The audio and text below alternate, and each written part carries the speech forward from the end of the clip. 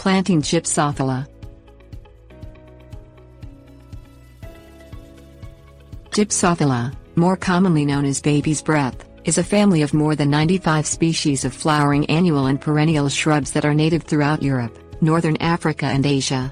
Gypsophilas are most commonly grown for harvest in support of the cut flower industry, but are also grown in residential gardens as ornamental shrubs that produce dozens of very small white or subtly pale pink flowers on a single branching stem.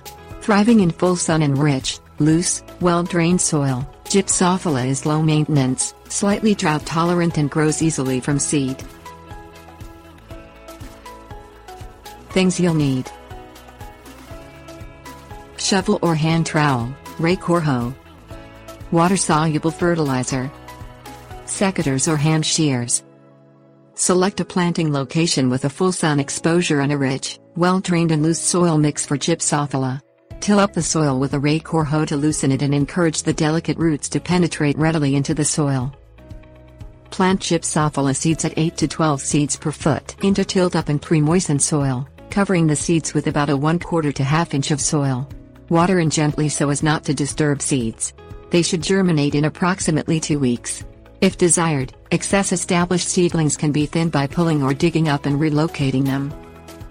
Plant mature Gypsophilas in well-tilled soil at least 10 inches apart for massing, and at further intervals for more sparse or specimen plantings.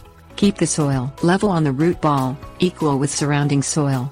Backfill soil around the root ball and tamp down with your palm or shoe to collapse any air pockets and ensure good soil-to-root contact.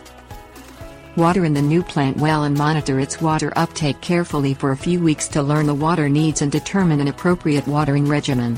You want to maintain a consistently damp, not wet, soil when reaching 2 to 3 inches down into the soil.